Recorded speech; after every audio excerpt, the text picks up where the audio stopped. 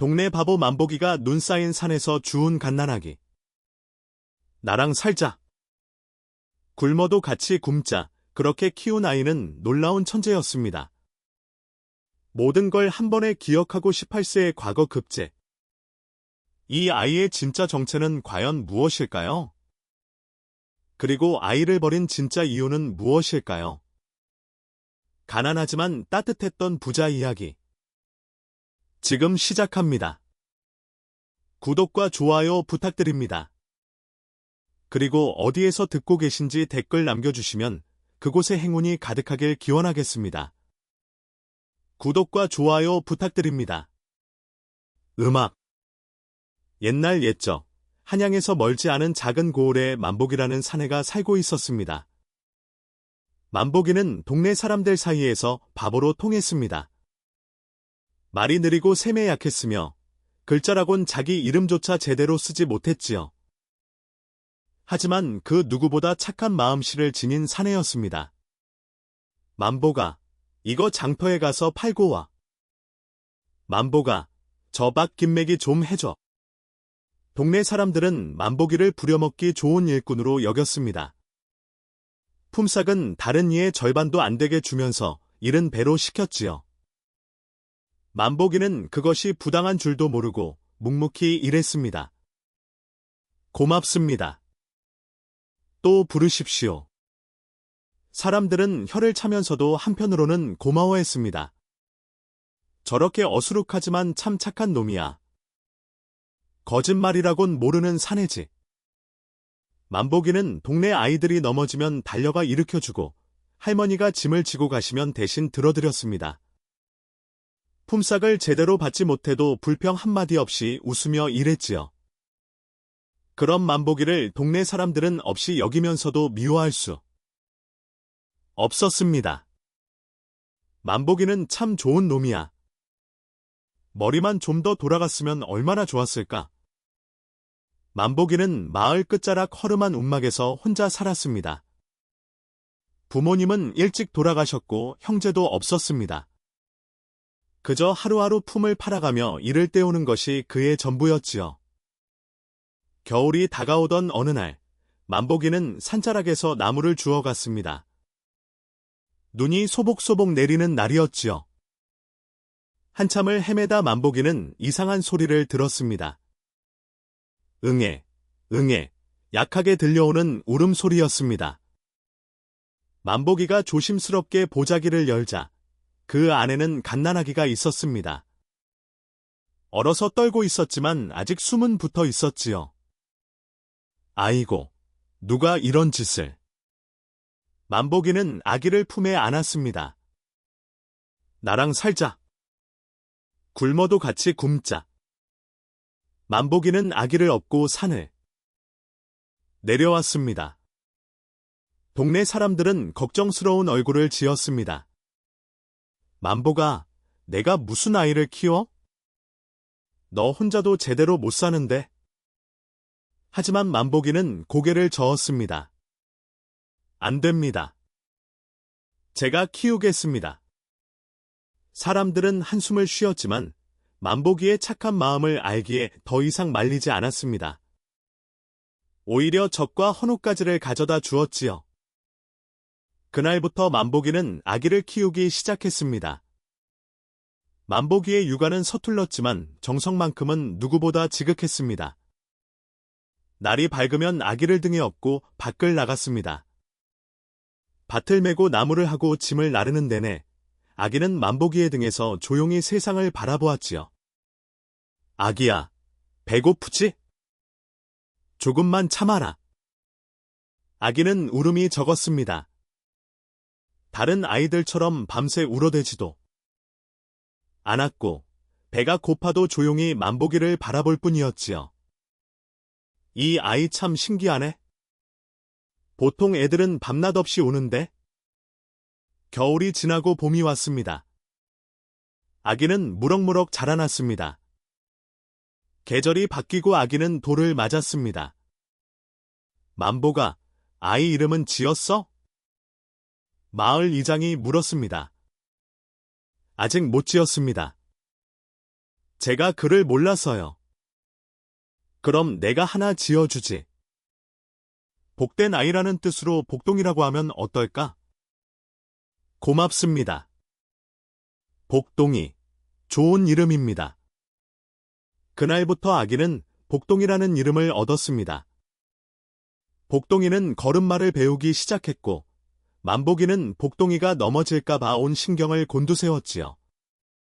어느 날, 만복이가 장터에서 물건을 사며 장사꾼과 이야기를 나누었습니다. 이건 두냥이요. 예, 알겠습니다. 집으로 돌아오는 길에 복동이가 갑자기 말했습니다. 두냥. 만복이는 깜짝 놀랐습니다. 복동이가 처음으로 말을 한 것이었지요. 복동아, 지금 말했어. 두냥? 만복이는 기뻐서 어쩔 줄 몰랐습니다. 그날 밤, 만복이는 복동이를 안고 말했습니다. 복동아, 너는 아버지처럼 바보로 살면 안 된다. 똑똑하게 자라서 떳떳하게 살아야 해. 복동이가 3살이 되었을 무렵, 이상한 일이 벌어지기 시작했습니다. 아버지, 저 아저씨가 무엇 5개 달라고 했어요. 복동이는 장터에서 들은 물건 값을 하나도 틀리지 않고 기억했습니다. 마을 사람들이 만복이에게 일을 시키며 하는 말들도 복동이는 정확히 기억했지요. 아버지, 김서방님이 내일 아침 일찍 오라고 했어요. 만복이는 깜짝 놀랐습니다. 자신도 가물가물한 일들을 복동이가 또박또박 기억하고 있었기 때문이지요. 어느 날, 만복이는 동네 훈장댁 앞을 지나가게 되었습니다. 훈장은 마당에서 아이들에게 천자문을 가르치고 있었지요. 하늘천, 땅쥐, 거물현, 누를황. 만복이는 복동이를 업은 채 잠시 발걸음을 멈추었습니다. 복동이는 고개를 빼꼼히 내밀고 훈장에 글 읽는 소리를 듣고 있었지요. 집으로 돌아온 그날 저녁, 복동이가 갑자기 말했습니다. 하늘천, 땅쥐, 거물현, 누를황. 만복이는 손에 들고 있던 나무 주걱을 떨어뜨렸습니다. 한번 들은 것을 그대로 외우다니? 이런 일이 있을 수 있단 말입니까? 복동아, 다시 한번 해봐. 하늘천, 땅쥐, 거물현, 누를황. 집오. 복동이는 훈장이 가르치던 천자문을 틀리지 않고 줄줄 외웠습니다. 밤이 깊어 복동이가 잠든 뒤 만복이는 조용히 다짐했습니다. 복동아, 너는 크게 될 아이야. 아버지가 내가 똑똑하게 잘 자랄 수 있게 해줄게. 복동이가 5살이 되던 해봄, 만복이는 마침내 결심을 굳혔습니다. 그날 아침 일찍, 만복이는 복동이의 손을 잡고 훈장댁으로 향했습니다. 만복이는 용기를 내어 대문을 두드렸습니다.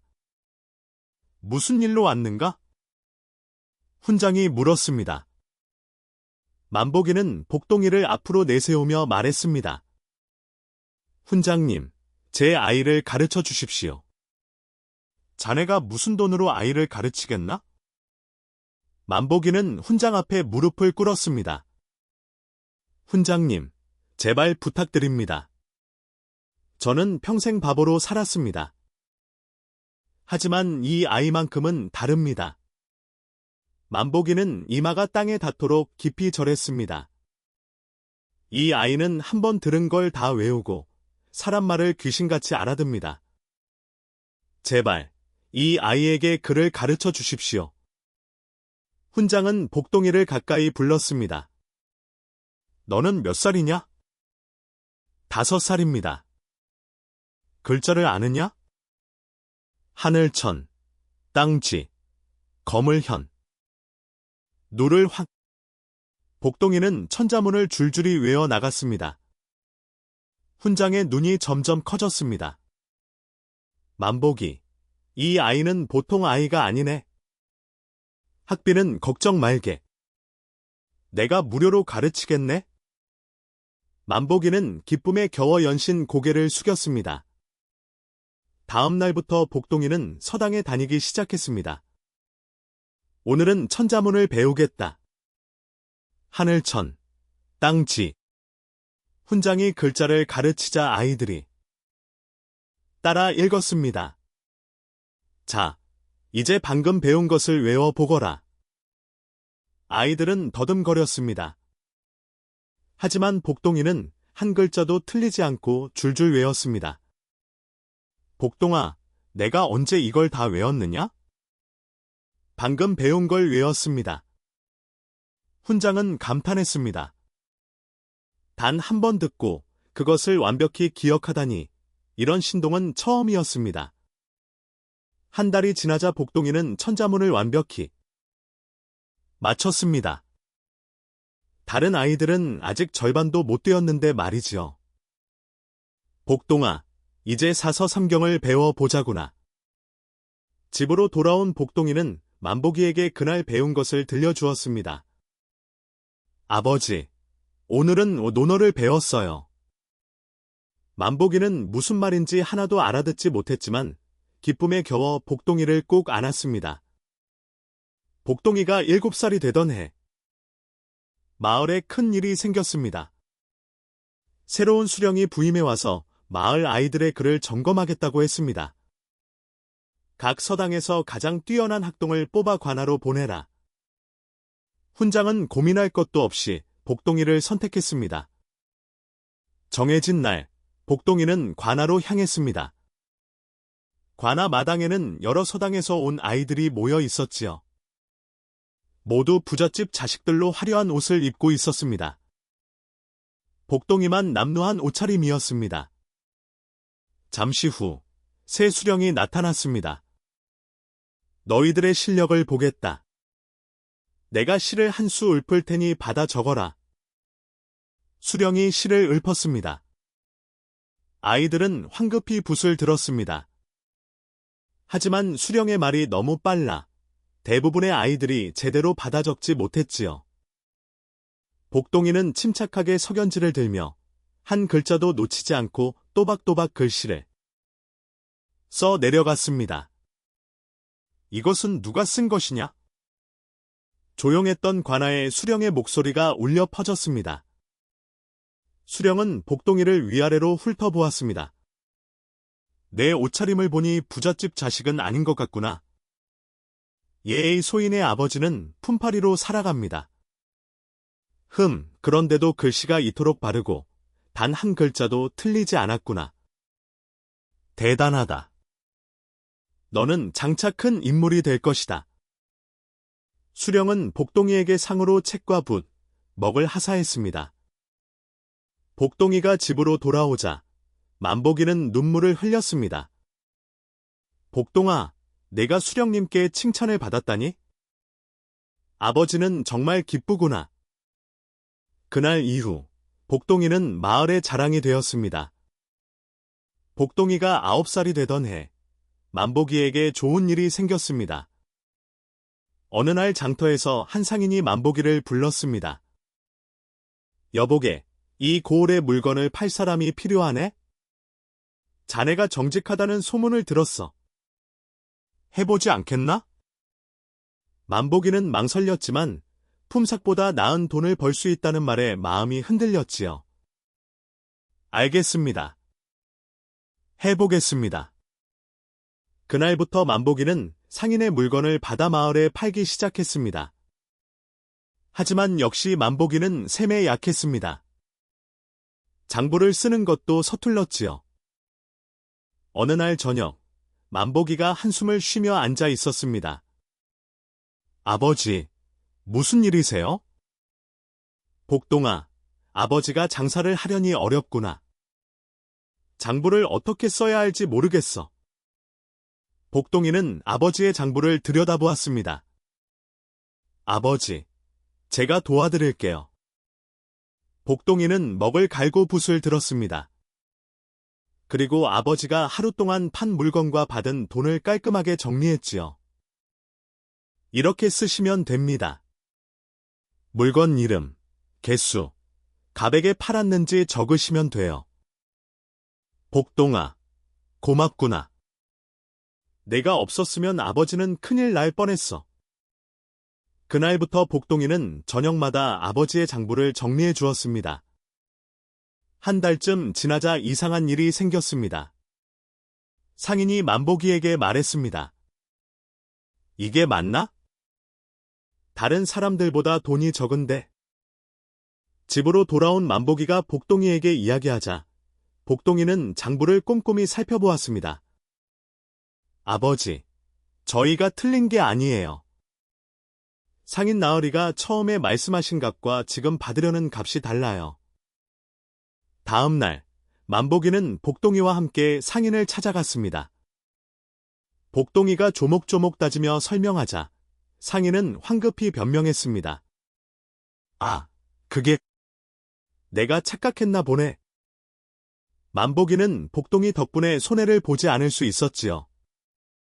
며칠 뒤, 복동이는 아버지의 장부를 보다가 또 다른 문제를 발견했습니다. 아버지, 박서방님이 물건을 가져가시고 돈을 안 주셨어요. 벌써 석 달째예요. 그 양반이 형편이 어려워서 그래. 아버지도 형편이 어려운 건 마찬가지잖아요. 아버지가 착하신 건 좋지만 그렇다고 손해만 보시면 안 돼요. 며칠에 걸쳐 만복이는 돈을 받지 못한 사람들을 찾아다녔습니다. 복동이가 옆에서 정확한 날짜와 금액을 말해 주었기 때문에 상대방도 어쩔 수 없었지요. 결국 만복이는 밀린 돈을 대부분 받아냈습니다. 복동이가 12살이 되던 해, 만복이의 삶은 더욱 안정되었습니다. 복동이가 장부를 정리해주고 셈을 도와주면서 만복이는 이제 마을에서 제법 인정받는 장사치가 되었습니다. 어느 날, 복동이는 장터를 돌아다니며 사람들의 이야기를 유심히 들었습니다. 아버지, 요즘 장터에서 무명이 잘 팔려요. 그런데 면화는 귀해요. 면화를 구에다가 무명으로 짜서 팔면 좋을 것 같아요. 이웃 할머니께 부탁드리면 어떨까요? 며칠 뒤, 할머니가 고운 무명을 만들어 주었습니다. 만복이가 그것을 장터에 내놓자 순식간에 팔려나갔지요. 복동아, 내 말대로 하니까 정말 잘 팔리는구나. 복동이는 장터의 흐름을 계속 관찰했습니다. 아버지, 요즘은 기름이 귀해요. 들기름을 짜서 팔면 좋겠어요. 만복이는 복동이의 조언대로 했습니다. 이건 역시 잘 팔렸습니다. 이렇게 복동이는 아버지가 무슨 일을 하면 좋을지 알려주었습니다. 수요가 없는 일은 접게 하고 사람들이 꼭 필요로 하는 것만 골라서 하게 했지요. 만복이의 재산은 점점 늘어났습니다. 그 돈으로 만복이는 복동이에게 새 옷을 사주었습니다. 복동이는 새 옷을 입고 기뻐했습니다. 하지만 곧 진지한 얼굴로 말했습니다. 아버지, 이 돈을 다른 데 쓰면 어떨까요? 집을 고치는 거예요. 만복이는 허름한 움막을 돌아보았습니다.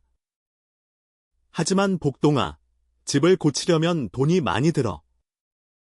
지금 고치지 않으면 나중에 더 많은 돈이 들 거예요. 만복이는 마을 목수를 불러 집을 고치기 시작했습니다. 한 달 정도 지나자 집이 말끔하게 정리되었습니다. 비가 와도 새지 않고 바람이 불어도 끄떡없는 집이 되었지요. 마을 사람들도 만복이네 집이 달라진 것을 보고 놀랐습니다. 만복이가 이제 제법 사는구나. 다 복동이 덕분이지. 복동이는 15살이 되었고 서당에서도 가장 뛰어난 학동으로 소문났습니다. 어느 날 마을 이장이 만복이를 찾아왔습니다. 만복아, 우리 마을에 공동 저장고를 만들면 어떨까 하네. 저장고 관리를 맡아주면 어떨까?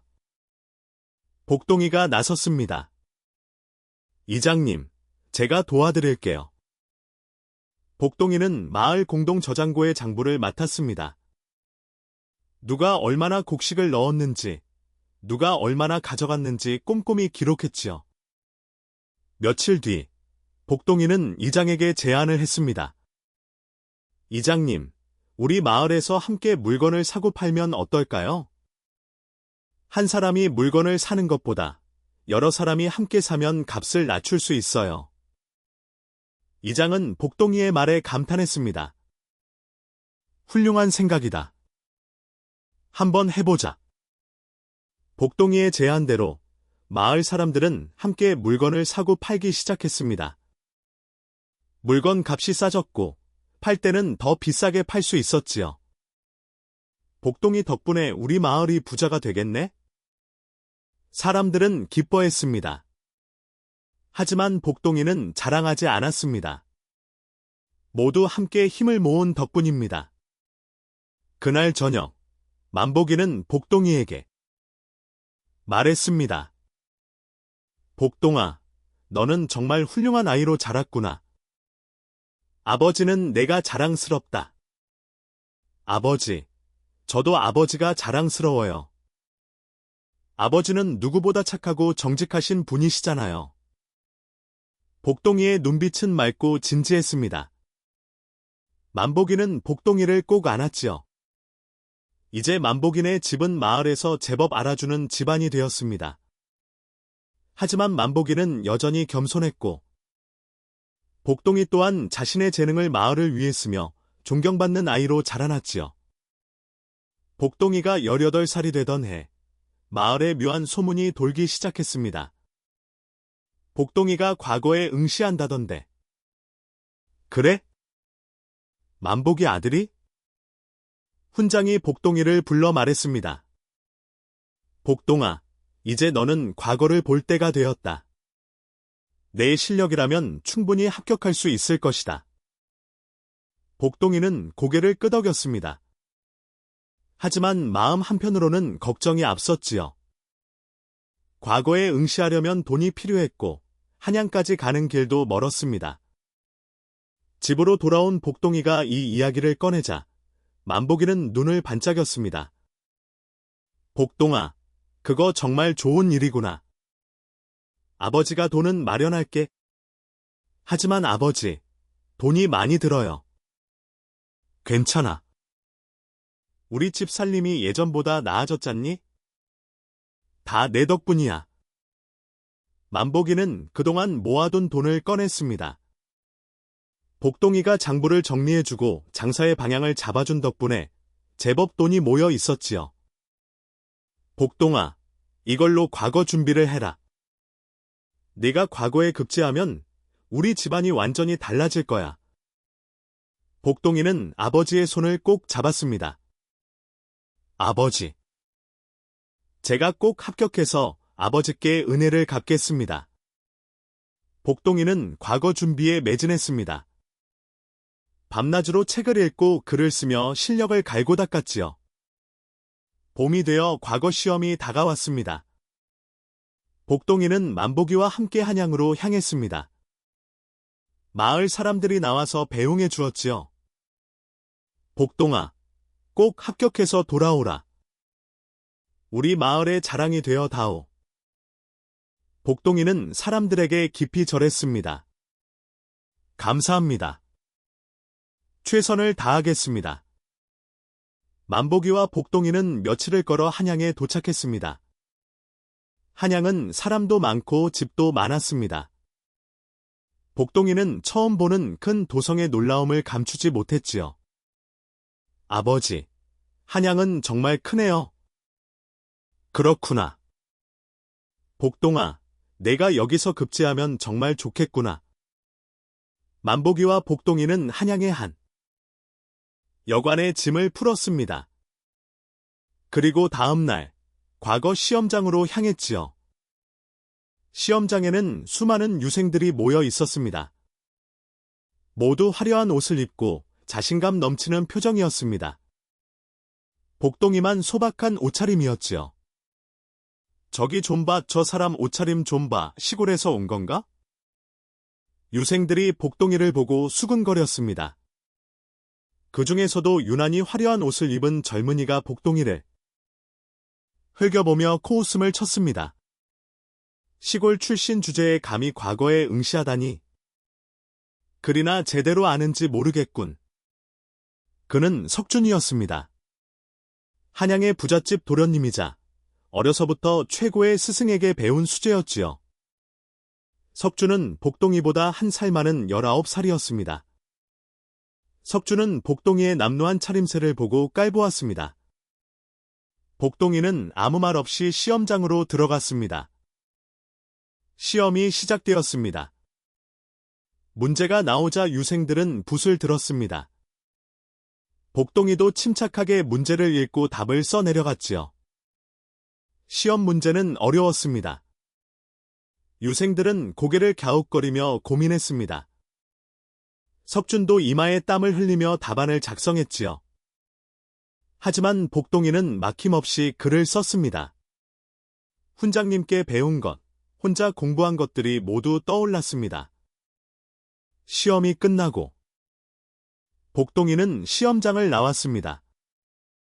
만복이가 밖에서 기다리고 있었습니다. 복동아, 어땠니? 잘 본 것 같아요, 아버지. 그래, 다행이구나. 며칠 뒤 합격자 발표가 있었습니다. 복동이와 만복이는 긴장된 마음으로 방을 보러 갔습니다. 방에는 수많은 이름이 적혀 있었습니다. 복동이는 천천히 이름을 찾아 내려갔습니다. 그리고 마침내 자신의 이름을 발견했지요. 아버지, 제 이름이 있어요. 정말?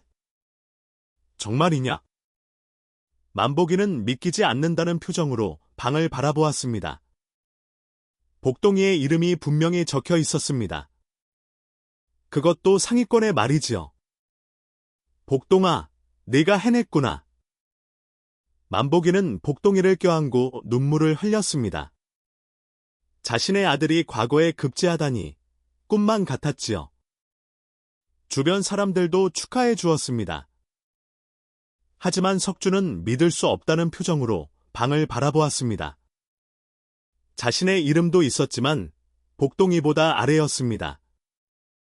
어떻게? 저 시골뜨기가 나보다 위라니? 석준은 분한 마음을 감추지 못했습니다. 그날부터 석준은 복동이를 더욱 못마땅하게 여겼지요. 하지만 기쁨도 잠시 복동이에게 문제가 생겼습니다. 며칠 뒤 관아에서 복동이를 불렀습니다. 복동이가 관아에 가자 한 관리가 심각한 표정으로 말했습니다. 복동이, 너의 출생에 대해 조사가 필요하다. 제 출생이요? 복동이는 어리둥절했습니다. 만복이도 당황한 표정으로 복동이 옆에 섰지요. 내가 만복이의 친아들이 아니라는 제보가 들어왔다. 만약 내가 정체를 속이고 과거에 응시했다면 이는 중대한 죄가 된다. 복동이는 가슴이 철렁 내려앉았습니다. 자신이 만복이의 친아들이 아니라는 것은 사실이었습니다. 만복이가 산에서 주워 키운 아이였지요. 사실 이 제보는 복동이를 시기한 다른 유생들이 한 것이었습니다. 복동이가 남루한 옷차림에도 불구하고 상위권으로 급제하자 일부 유생들이 분해하며 복동이의 출신을 캐기 시작했던 것입니다. 그리고 복동이가 만복이의 친아들이 아니라는 사실을 알아내어 관아에 고발했죠. 저는 복동이가 말을 더듬자 만복이가 앞으로 나섰습니다. 나으리, 이 아이는 제가 키운 아이입니다. 산에서 버려진 것을 주워 키웠습니다. 그렇다면 이 아이의 본래 출생은 알 수 없다는 것이냐? 예, 그렇습니다. 관리는 고개를 끄덕였습니다. 그렇다면 이 아이의 급제는 보류한다. 출생이 불분명한 자는 과거에 응시할 수 없다. 출생을 증명하지 못하면 급제는 무효가 될 것이다. 복동이와 만복이는 무거운 마음으로 여관으로 돌아왔습니다. 복동아, 미안하다. 아버지가 내 출생을 제대로 알아보지 못했어. 아니에요, 아버지. 아버지 잘못이 아니에요. 복동이는 만복이를 위로했지만 마음속으로는 깊은 의문이 들었습니다. 나는 대체 누구일까? 왜 산에 버려진 걸까? 그날 밤, 복동이는 잠을 이루지 못했습니다. 자신의 정체가 궁금했고 앞으로 어떻게 될지 두려웠지요. 다음 날 아침, 복동이는 결심했습니다. 아버지, 제 출생을 알아봐야 하겠어요. 제가 어디서 왔는지, 누구인지 알아야 합니다. 복동아, 어떻게 알아볼 건데? 아버지께서 저를 발견하신 곳부터 시작하겠습니다. 그리고 제가 입고 있던 옷이나 보자기, 혹시 남은 게 있나요? 만복이는 고개를 끄덕이며 낡은 상자를 꺼냈습니다. 이게 내가 쌓여있던 보자기야. 그리고 이것도. 만복이는 작은 옥패를 꺼냈습니다. 이건 내 목에 걸려있던 거야. 아주 귀한 옷 같았지만 아버지는 팔지 않고 간직하고 있었어. 복동이는 옥패를 받아들었습니다. 고운 빛깔의 옥에는 섬세한 문양이 새겨져 있었지요. 그리고 뒷면에는 작은 글자가 있었습니다. 이게 성인가요? 글을 모르는 아버지는 몰랐지만 그럴지도 모르겠구나. 복동이는 옥패를 가슴에 품었습니다. 아버지, 제가 한양에 관하 기록을 뒤져보겠습니다. 제가 버려진 시기와 관련된 사건이 있을지도 모릅니다. 만복이는 걱정스러운 얼굴로 복동이를 바라보았습니다. 복동아, 조심해라. 네가 버려진 데는 분명 이유가 있을 거야. 알겠습니다, 아버지. 복동이는 관하로 가서 옛 기록을 열람할 수 있게 해달라고 청했습니다. 과거 급제자였기에 허락을 받을 수 있었지요. 복동이는 며칠 동안 기록을 뒤졌습니다. 자신이 발견된 시기, 그 무렵의 사건들을 찾았습니다. 그러던 중 복동이는 놀라운 기록을 발견했습니다. 윤대감 영모 사건. 자신이 발견되기 바로 며칠 전 윤대감이라는 관리가 영모죄로 처형되었다는 기록이 있었습니다. 그의 집안은 정몰되었고 가족들은 뿔뿔이 흩어졌다고 적혀 있었지요. 윤대감. 옥의 윤자. 복동이는 가슴이 두근거렸습니다. 혹시 자신이 그 집안과 관련이 있는 것은 아닐까? 복동이는 더 조사했습니다. 윤대감의 집이 어디에 있었는지, 지금은 어떻게 되었는지 알아보았지요. 윤대감의 집터가 아직 남아있다고 합니다. 복동이는 만복이와 함께 그곳으로 향했습니다. 한양의 한쪽 구석, 사람들이 잘 가지 않는 곳에 허물어진 저택이 있었습니다. 이곳이 윤대감의 집이었던 곳입니다. 복동이와 만복이는 조심스럽게 저택 안으로 들어갔습니다. 담장은 무너졌고 건물은 폐허가 되어 있었지요. 복동이가 마당을 걷고 있을 때 갑자기 어디선가 목소리가 들렸습니다. 흑! 누구시오? 돌아보니 낡은 옷을 입은 노인이 서 있었습니다. 노인은 떨리는 손으로 복동이를 가리켰습니다. 당신은 혹시? 복동이는 노인에게 다가갔습니다. 어르신, 저는 복동이라고 합니다. 이곳이 윤대감의 집이었다고 들어서 찾아왔습니다. 노인은 복동이를 자세히 바라보았습니다.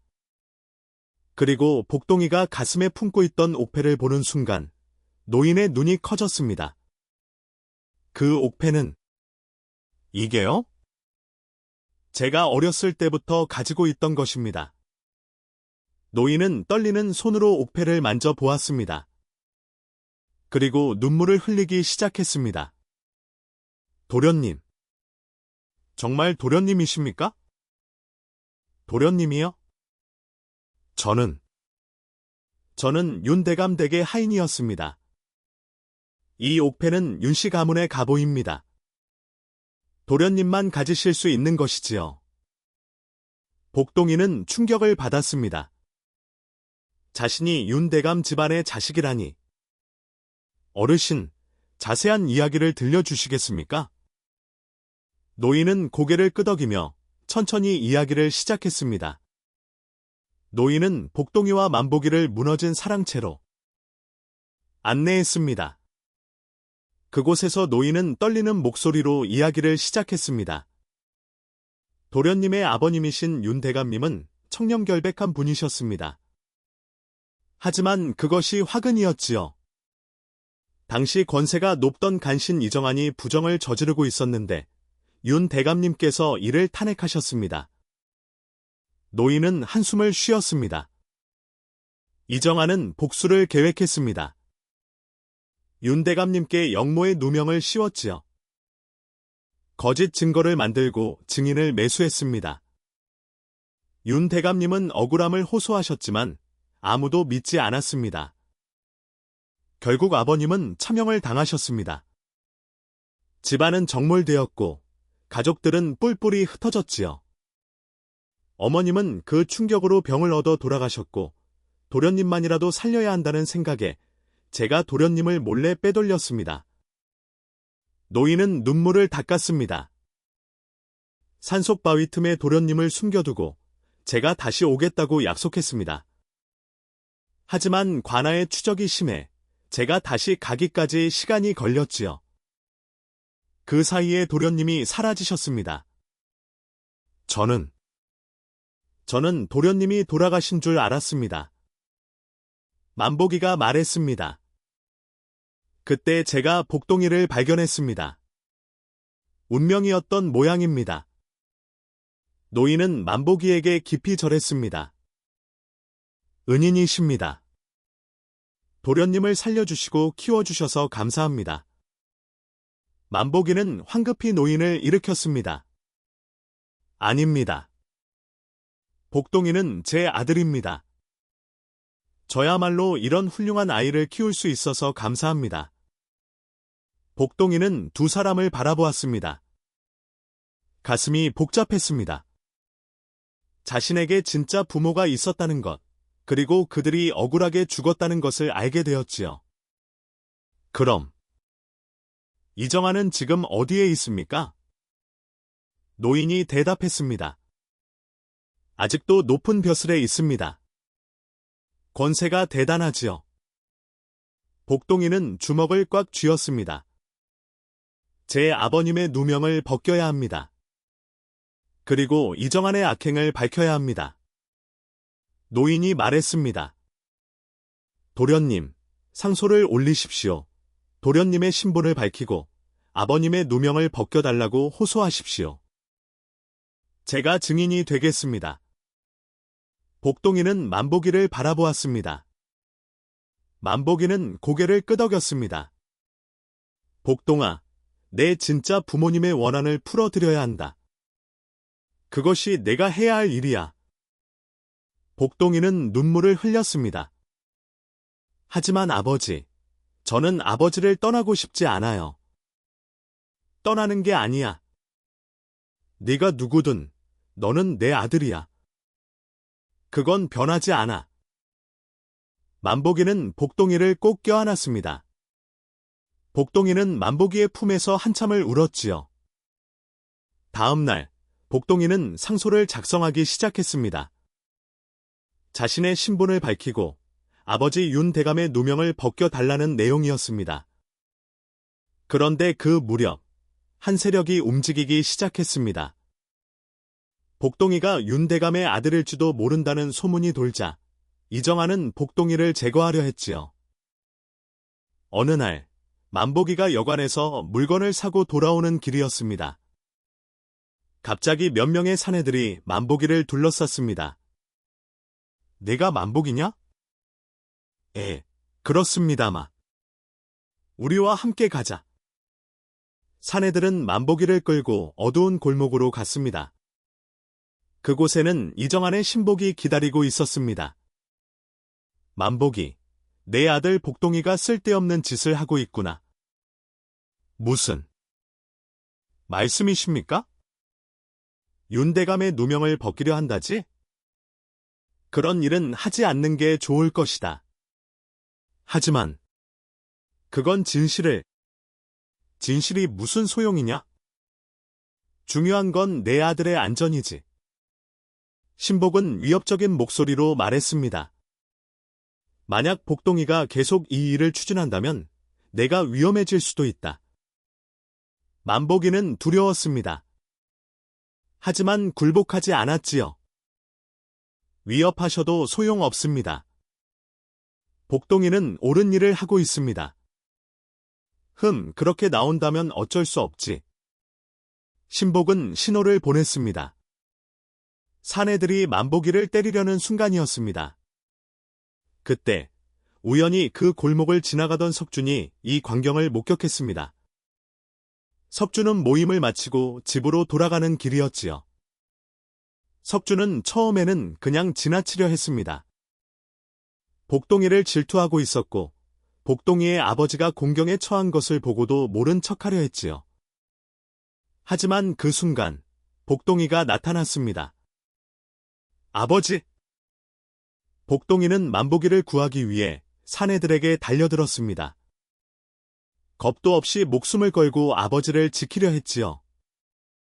석준은 그 모습을 보고 충격을 받았습니다. 복동이가 자신의 목숨을 돌보지 않고 아버지를 구하는 모습. 그 진심 어린 효심과 용기가 석준의 마음을 뒤흔들었습니다. 저게 진정한 효도구나. 나는 내 아버지를 위해 저렇게 할 수 있을까? 석준은 자신이 없었습니다. 자신은 좋은 옷을 입고 좋은 집에서 살았지만 아버지를 위해 목숨을 걸 용기가 있을지 확신할 수 없었지요. 석준은 더 이상 망설이지 않았습니다. 하인들을 불러 달려갔습니다. 멈춰라! 석준이 앞으로 나서며 말했습니다. 감히 백주대나대 사람을 협박하다니. 너희가 누구냐? 사내들은 당황했습니다. 석준의 집안이 만만치 않다는 것을 알고 있었기 때문이지요. 우리는 그냥 거짓말 마라. 너희가 이정환의 앞잡이라는 것을 나는 안다. 석준의 말에 사내들은 더 이상 버티지 못하고 도망쳤습니다. 만복이는 석준에게 깊이 절했습니다. 고맙습니다, 도련님. 석준은 만복이를 부축했습니다. 괜찮으십니까? 복동이는 석준을 놀란 눈으로 바라보았습니다. 자신을 무시하던 석준이 아버지를 구해주다니 믿기지 않았지요. 석준 도련님, 감사합니다. 석준은 복동이를 똑바로 바라보았습니다. 복동아, 나는 내게 할 말이 있다. 하지만 지금은 아니다. 내일 내가 내 여관으로 찾아가겠다. 석준은 그렇게 말하고 떠났습니다. 복동이는 석준의 뒷모습을 멍하니 바라보았지요. 그날 밤, 석준은 잠을 이루지 못했습니다. 복동이의 모습이 계속 떠올랐습니다. 자신이 그동안 얼마나 어리석었는지, 무엇이 진정으로 중요한지 깨닫게 되었지요. 다음 날 아침, 석준이 복동이의 여관을 찾아왔습니다. 복동이가 여관에서 상소를 쓰고 있을 때 문을 두드리는 소리가 들렸습니다. 누구십니까? 나, 석준이다. 복동이는 놀라서 문을 열었습니다. 석준이 서 있었습니다. 무슨 일로 오셨습니까? 석준은 복동이를 보며 말했습니다. 들어가도 되겠나? 예, 들어오십시오.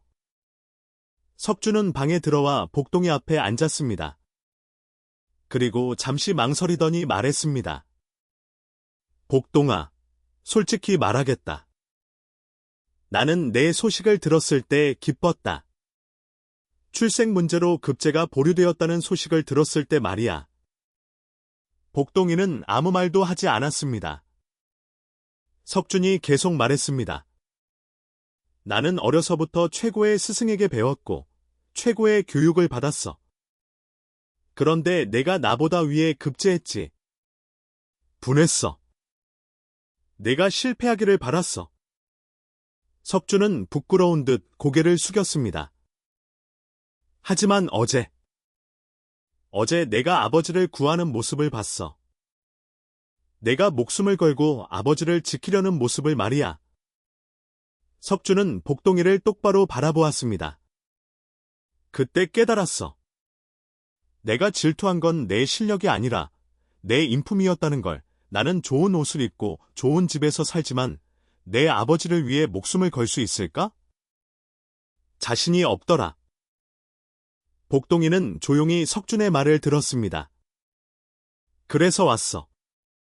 내게 사과하려고. 그리고 도와주려고. 도와준다고요? 그래. 내가 들으니 내가 윤대감의 아들이라며. 그리고 이정환과 맞서려 한다지? 복동이는 놀라서 석준을 바라보았습니다. 어떻게 그걸? 한양은 좁아. 소문은 빨리 퍼지지. 그리고 사실 우리 집안도 이정환에게 당한 적이 있어. 석준은 어두운 표정을 지었습니다.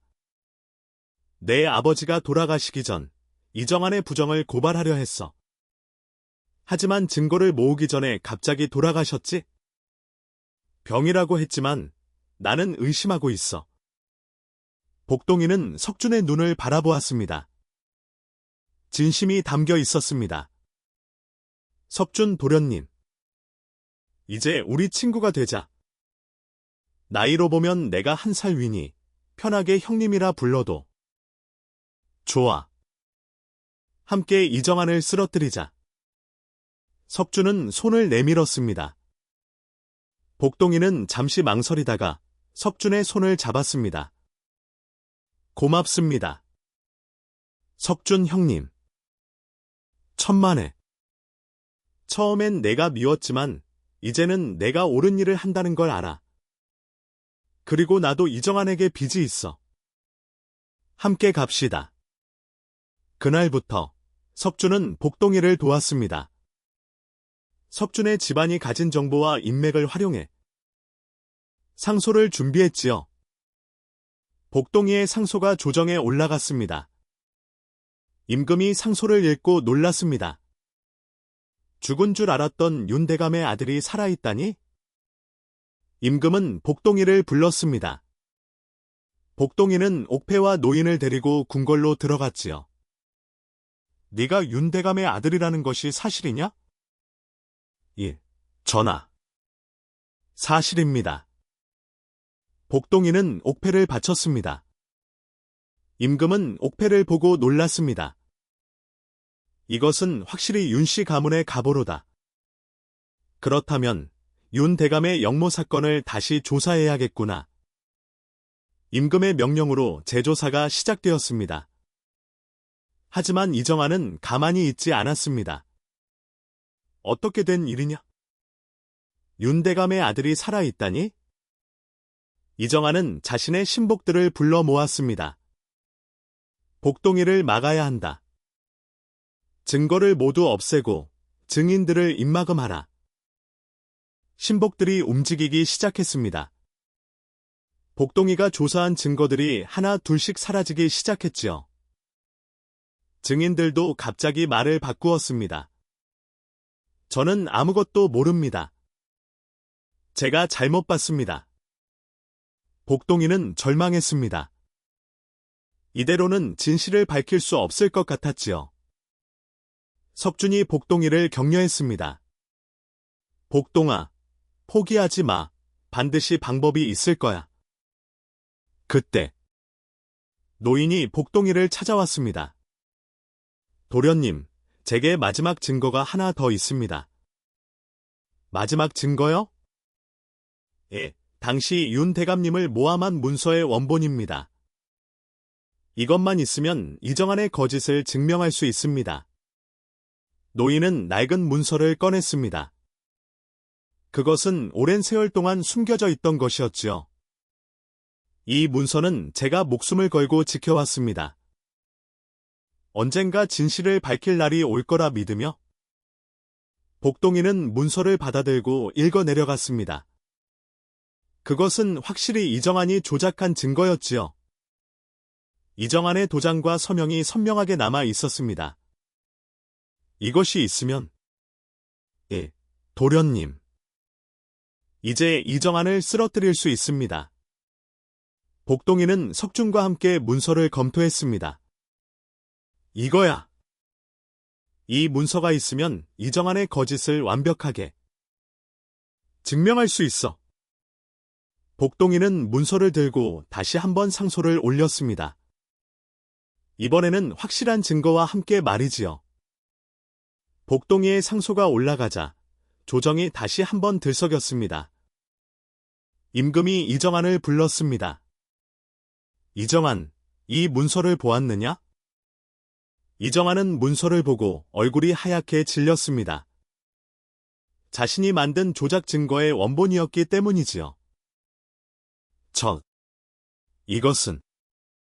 이것은 거짓입니다. 거짓이? 이 문서에는 내 도장이 찍혀 있지 않느냐? 임금은 노했습니다. 이정환이 윤대감을 모함했다는 것이 명백했기 때문이지요. 이정환, 너는 충신을 모함하고 나라를 속였다. 당장 관직을 박탈하고 오게 가두라. 이정환은 끌려갔습니다. 권세를 누리던 그도 결국 진실 앞에서는 무너지고 말았지요. 임금은 복동이를 불렀습니다. 복동아, 내 아버지 윤대감의 누명을 벗겨주겠다. 그리고 너의 과거 급제도 정식으로 인정하겠다.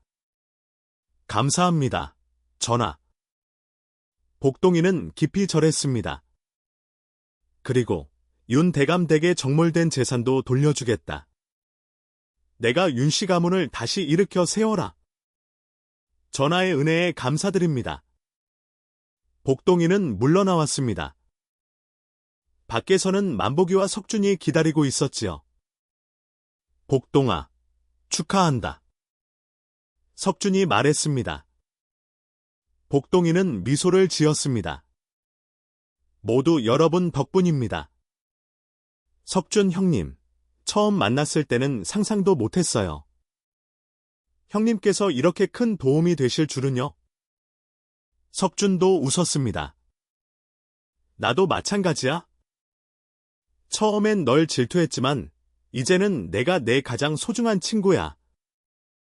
두 사람은 서로의 손을 꼭 잡았습니다. 만복이는 복동이를 바라보며 눈물을 흘렸습니다. 복동아, 내가 해냈구나. 정말 자랑스럽다. 아버지, 이 모든 것이 아버지 덕분입니다. 아버지가 저를 키워주지 않으셨다면 이런 일은 없었을 겁니다. 복동이와 만복이는 서로를 껴안았습니다. 며칠 뒤, 복동이는 다시 윤씨 가문의 옛집터로 갔습니다. 이곳이 제가 태어난 곳이군요. 복동이는 저택을 제대로 둘러보았습니다. 낡고 먼지가 쌓여 있었지만 옛날의 영화를 짐작할 수 있었지요. 도련님, 이제 이 집을 다시 일으켜 세우셔야 합니다.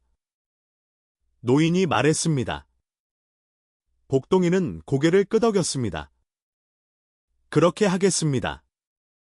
하지만 복동이는 만복이를 바라보았습니다. 아버지도 함께 여기서 사셔야 합니다. 복동아, 나는 그저 시골의 바보일 뿐인데 이런 큰 집에서 살 수 있겠니? 아버지는 제 아버지입니다. 혈연보다 더 깊은 정으로 맺어진 아버지이십니다. 당연히 함께 사셔야 합니다. 만복이는 감동했습니다. 복동이는 진심으로 자신을 아버지로 생각하고 있었지요. 고맙다, 복동아. 정말 고맙다. 복동이와 만복이는 함께 윤씨 가문의 저택에서 살기 시작했습니다. 복동이는 관청에 나가 일했고 만복이는 집안 살림을 도왔지요. 마을 사람들도 복동이의 성공 소식을 듣고 기뻐했습니다. 만복이 아들이 대단한 사람이 되었다지. 그럼 한양에서 높은 벼슬을 하고 있다던데. 복동이는 가끔 마을을 찾아갔습니다. 그리고 어려운 사람들을 도왔지요. 이것은 제가 어릴 때 여러분께 받은 은혜를 갚는 것입니다. 복동이는 쌀과 돈을 나눠 주었습니다. 마을 사람들은 고마워했습니다. 어느 날, 복동이는 조정에서 중요한 보고를 받았습니다. 복동이 대감, 이정환의 재산을 조사하던 중 이상한 점을 발견했습니다. 무엇입니까? 이정환이 부정으로 모은 재산이 어마어마합니다. 그런데 그 돈의 출처를 조사하다 보니 백성들에게서 부당하게 거둔 세금이 대부분이었습니다. 복동이는 분노했습니다. 이정환은 자신의 아버지를 죽인 것도 모자라 백성들까지 괴롭혔던 것입니다. 그 재산을 어떻게 해야 할까요? 복동이는 잠시 생각했습니다. 그리고 결심한 듯 말했습니다. 그 재산을 백성들에게 돌려주십시오. 부당하게 거둔 세금을 돌려주고 남은 것은 가난한 사람들을 위한 곳간을 만드는 데 쓰십시오. 관리가 고개를 끄덕였습니다. 대감님의 뜻대로 하겠습니다. 복동이의 제안으로 이정환의 재산은 백성들에게 돌아갔습니다. 부당하게 거둔 세금을 돌려받은 백성들은 기뻐했고 가난한 사람들을 위한 곳간도 여러 곳에 세워졌지요.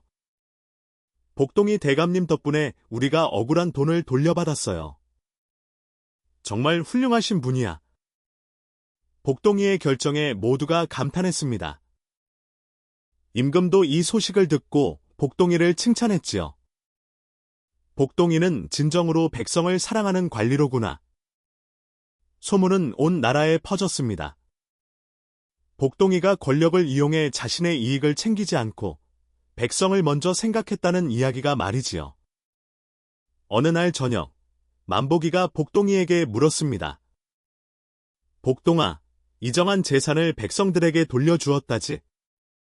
잘한 일이야. 복동이는 환하게 웃었습니다. 아버지께서 가르쳐 주셨잖아요. 사람은 정직하게 살아야 한다고, 남을 먼저 생각해야 한다고요. 아버지, 저는 아버지처럼 살고 싶어요. 돈이 많아서가 아니라 마음이 부자인 사람이 되고 싶어요. 만복이는 복동이를 꼭 껴안았습니다. 자신이 가르친 것들을 복동이가 이렇게 실천하고 있다니 가슴이 벅찼지요. 세월이 흘러 복동이는 조정에서 중요한 관리가 되었습니다. 어느 날 석준이 복동이를 찾아왔습니다. 복동아, 내가 혼인을 하게 되었어. 정말요? 축하드립니다. 석준 형님. 고맙다. 좋은 사람을 만났어. 복동이는 진심으로 기뻐했습니다. 처음 만났을 때는 서로를 질투하고 미워했지만 이제는 이렇게 깊은 우정을 나누는 친구가 되었지요. 행복하게 사십시오. 형님. 고맙다. 복동아. 너는 언제 혼인할 거니? 저요? 아직은 아버지를 모셔야 하니까요. 만복이 어르신을 모시는 것도 중요하지만 너도 가정을 꾸려야지. 복동이는 웃었습니다. 때가 되면 하겠습니다. 지금은 백성들을 위해 일하는 게 더 중요한 것 같아요. 석준은 복동이의 어깨를 두드렸습니다. 그래, 내 뜻대로 해. 하지만 너무 일만 하지는 마. 그날 밤, 복동이는 만복이와 함께 저녁을 먹었습니다. 아버지, 석준 형님이 혼인하셨어요. 그래, 좋은 일이구나. 석준 형님께서 저한테도 혼인하라고 하셨어요. 만복이는 복동이를 바라보았습니다. 복동아, 나 때문에 혼인을 미루는 거니? 아니에요, 아버지. 저는 아버지와 함께 있는 게 좋아요. 그리고 지금은 할 일이 너무 많아요. 만복이는 복동이의 손을 잡았습니다. 복동아, 너는 정말 효자야. 하지만 내 행복도 중요하단다.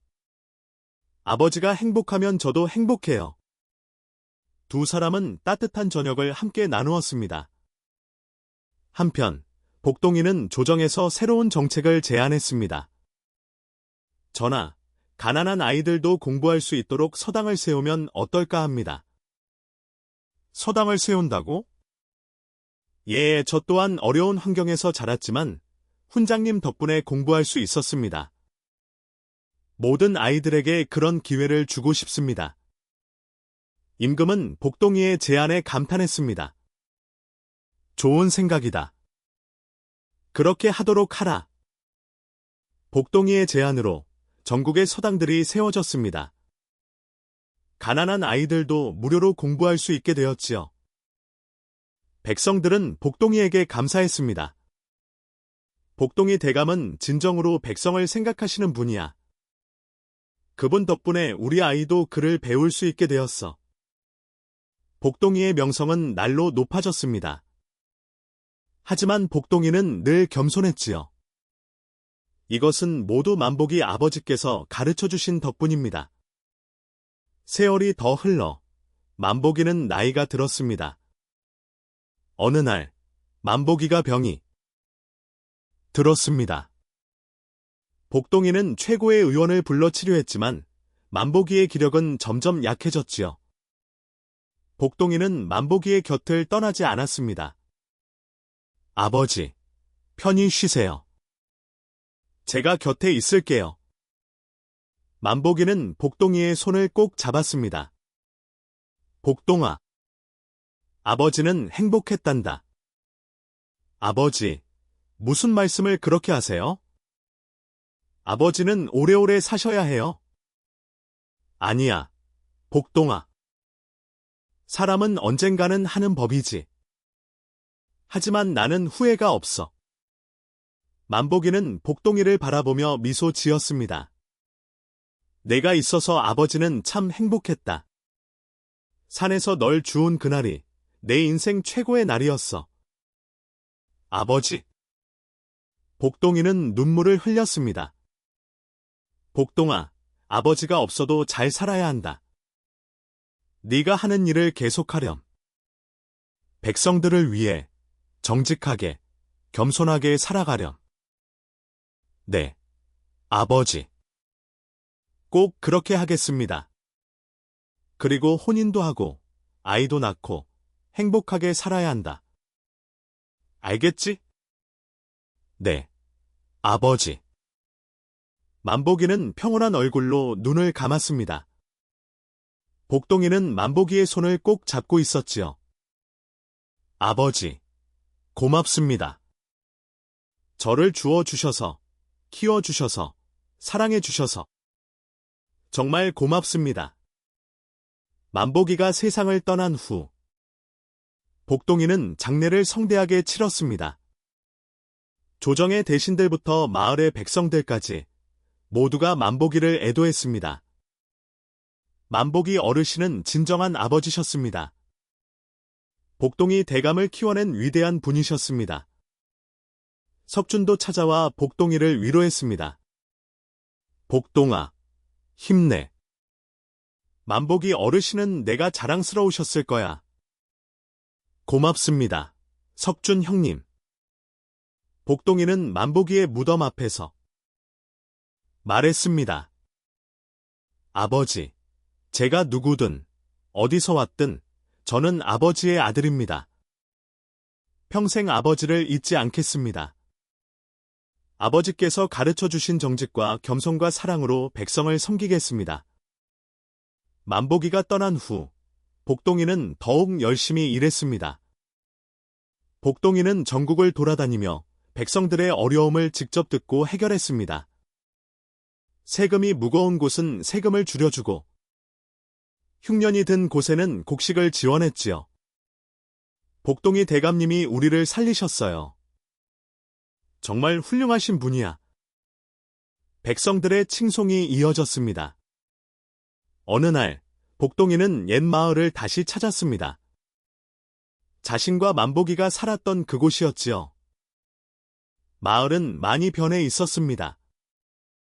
복동이가 세운 서당에서 아이들이 글을 배우고 있었고, 사람들은 예전보다 풍족하게 살고 있었습니다. 복동이 대감님. 마을 사람들이 반갑게 맞아 주었습니다. 어르신들, 안녕하셨습니까? 그럼, 대감님 덕분에 우리 마을이 이렇게 좋아졌지? 복동이는 만복이와 함께 살았던 옛집터를 찾았습니다. 아버지, 제가 여기 왔어요. 아버지와 함께 했던 이곳이 그립습니다. 복동이는 그곳에서 잠시 추억에 잠겼습니다. 가난했지만 행복했던 시절. 만복이와 함께 웃고 울었던 날들이 떠올랐지요. 아버지, 저는 약속을 지키고 있어요. 아버지처럼 착하고 정직하게 살려고 노력하고 있어요. 복동이는 마을에 새로운 공동 저장고를 세우고 아이들을 위한 장학금도 마련했습니다. 이것은 만복이 아버지의 이름으로 하는 것입니다. 아버지께서 평생 실천하셨던 나눔의 정신을 이어가는 것입니다. 마을 사람들은 감동했습니다. 만복이 어르신도 하늘에서 기뻐하실 거야. 복동이는 한양으로 돌아왔습니다. 그리고 석준을 만났지요.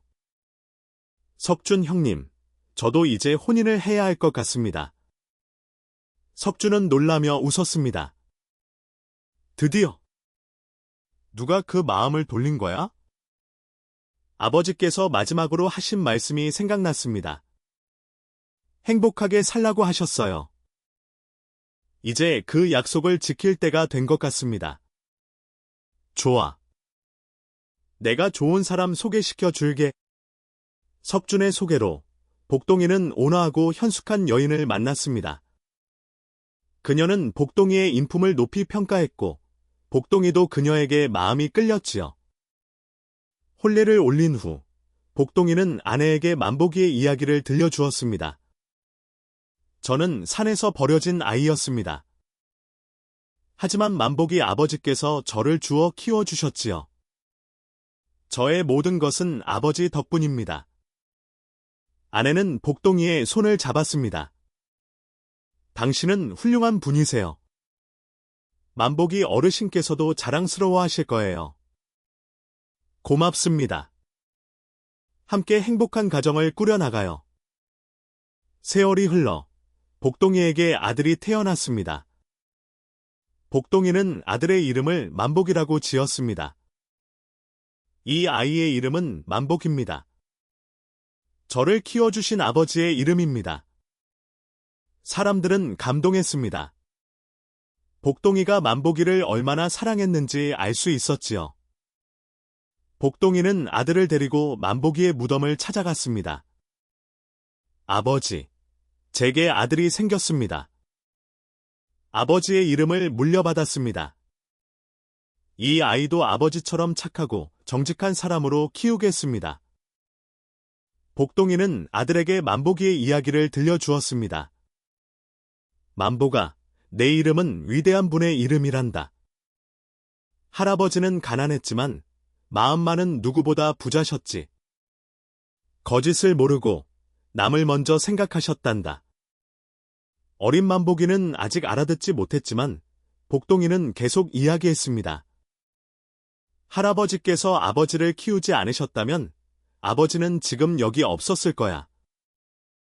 할아버지는 아버지의 생명의 은인이시고 인생의 스승이셨단다. 복동이는 조정에서도 계속 백성을 위한 정책을 펼쳤습니다. 가난한 사람들을 돕고 억울한 사람들의 누명을 벗겨주었지요. 복동이 대감은 진정한 청백리야. 그분은 높은 벼슬에 계시지만 백성의 마음을 아시는 분이야. 복동이의 명성은 온 나라에 퍼졌습니다. 석준도 훌륭한 관리가 되어 복동이와 함께 나라를 위해 일했습니다. 복동아, 우리가 처음 만났을 때를 기억하니? 그럼요. 형님께서 저를 무시하셨었죠. 두 사람은 웃었습니다. 그때는 내가 어리석었어. 사람을 겉모습으로 판단했지. 하지만 너를 알고 나서 내 삶이 완전히 바뀌었어. 저도 형님께서 변하시는 모습을 보면서 많이 배웠습니다. 사람은 변할 수 있다는 걸 말이죠. 두 사람은 평생 친구로 지냈습니다. 세월이 더 흘러 복동이는 나이가 들었습니다. 하지만 복동이는 마지막까지 백성을 위해 일했지요. 복동이의 아들 만복이도 아버지를 닮아 정직하고 착한 사람으로 자랐습니다. 그리고 역시 과거의 급제의 관리가 되었지요. 아버지, 저도 아버지처럼 백성을 위해 일하고 싶습니다. 그래, 만복아. 네 할아버지. 그러니까 만복이 할아버지께서 가르쳐 주신 대로 살아가거라. 정직하게, 겸손하게, 남을 먼저 생각하며 살아가는 거란다. 네, 아버지. 복동이는 만족스러운 표정을 지었습니다. 자신이 받은 사랑과 가르침이 다음 세대로 이어지고 있었으니까요. 어느 날, 복동이는 조용히 세상을 떠났습니다.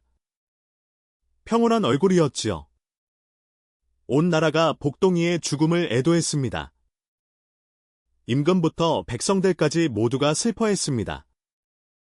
복동이는 만복이의 옆에 묻혔습니다.